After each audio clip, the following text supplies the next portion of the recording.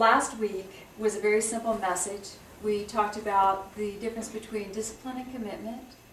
We talked about focusing on commitment rather than discipline, and about the power of staying in the present. It was so very simple, the message, so very simple, about how to really accomplish what we desire. And now, how many of us did really, really well this past week? Oh, yay! Yay, we've got some hands. Did any of you find that as you're focusing and trying, there is still that little voice that says, darn, this is hard. Yes. This may well be too hard. I don't know if I can do this. Every time we introduce consciously into our system a new idea, a new modality, or a new intention, one of the first things that happens is it begins to unbury all of the beliefs that keep you from that. All of the beliefs that have been there in the first place. And that's what we really want to focus on this year. So, one of the issues that we're working on for this month is the issue of saying no to life. Now, many of you are not even aware that you have that.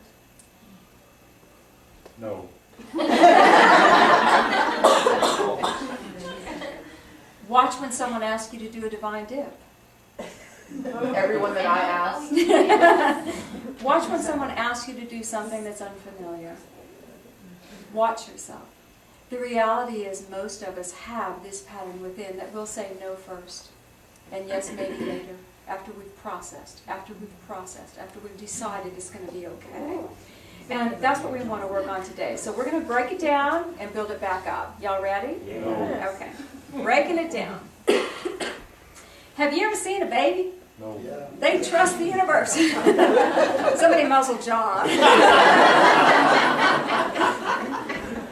But babies trust the universe, don't they? Yeah. And when have you ever dealt with a little 3 or 4-year-old and you go, come on, darling, come on, do this. And they go, okay. Or if you look at them and say, you can do it, they go, okay. And they absolutely trust most adults until the moment when one adult, we don't know who or where or when, betrays them. Some adult somewhere, or someone they perceive as an adult, it may be an older sibling, it may be a kid next door, we don't know, does not have the child's best interest at heart. And then the child feels tricked. What? I was in a universe that loved me? See? And then they need to protect themselves. The child realizes, you know what? This place is not as safe as I thought. Therefore, I must protect myself. And that's the birth of the ego. Our ego is a tool designed to navigate matter. We need our ego. But this is how I fit in matter. If I need to protect myself, the ego takes over. So, in our world, we've all experienced that not being safe. We all have primal memories of feeling like it's all up to us. And we learn to say no. No keeps me safe. No keeps me safe. Okay? And we don't grow. So, I have an Old Testament story I wanted to share with you. We love the Old Testament. Everybody say yes, you do. Yes. The big book. This is actually a really fun story. The Old Testament has been written by so many different people, and the stories have been written over such a long period of time. We see a lot greater perception of human behavior. The New Testament has an agenda. They want you to believe a certain theology, so it's kind of slanted that way. But in the OT, we see humanness. We see human behavior. And what I wanted to share with you was a story of Saul. What happened was the Israelites had been governing themselves with judges. And they got a crazy idea, and they said to Samuel, their prophet, we want a king. Samuel said, yeah, you don't want a king. And they said, yeah, we do. We want to look like the other countries because we don't have a king. And if we had a king, then he could be strong, and then he could fight everybody for us, and then we wouldn't have to stay so organized, and we could relax a little bit. And Sam said, you know what? If you guys get a king, he's going to take 10% of your stuff. He's going to make you go start an army. He's going to own you, and you're going to regret it. Oh, we don't care. Tell God we want a king. And that's our story, how it starts. So Sam says, okay, I'll go to God. So God said, give him a king. God said to Samuel, who was a prophet, you're going to meet this dude. He's going to be the king. So Saul is looking for his dad's donkeys who are missing. Saul can't find his dad's donkeys.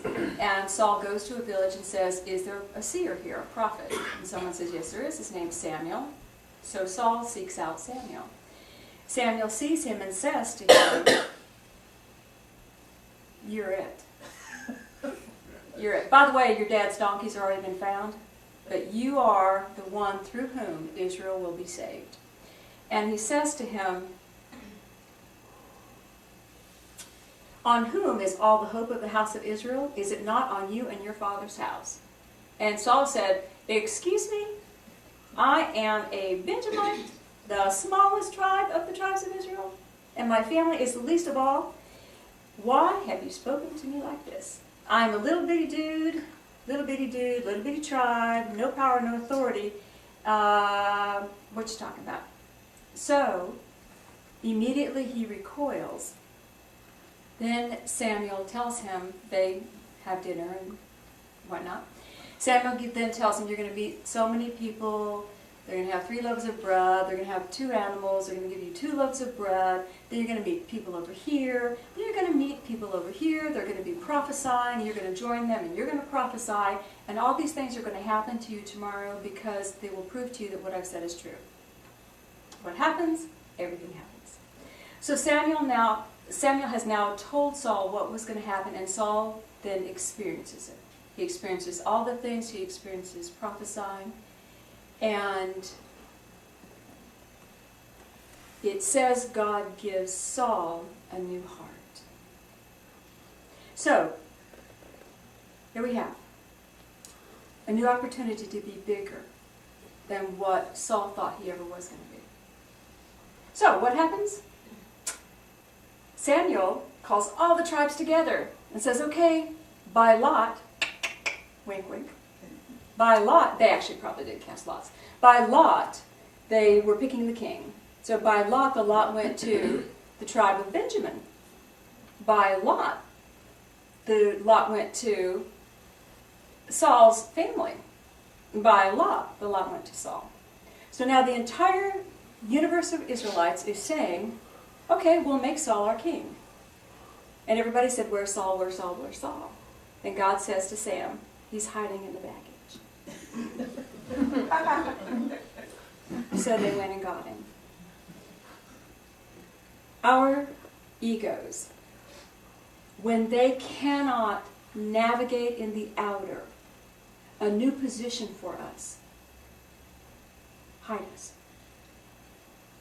When our egos, even though he was shown that what I say is true, he's prophesying with the prophets. He's never prophesied before. He has been demonstrated that it is possible that this vision of being bigger than self is a possibility. And now the lots are falling and he's being picked. Oh my God. Off to be hidden in the baggage. Been there, done that. That's what our ego does. Our ego is designed to keep us safe. You know, when we think about our ego, all of us, we think about being pumped up and bigger than life. Oh yeah, they got a big ego. We say that about one another. It means we think highly of ourselves. We are more important, perhaps. But our ego also makes us less than. Every time you whine, every time you say, I can't, every time you're the little me, you're also in your ego. Because your ego is the navigational tool that defines your space in the outer world. Do you see? Ego is just as powerful when it's making you small as it is when it's making you big.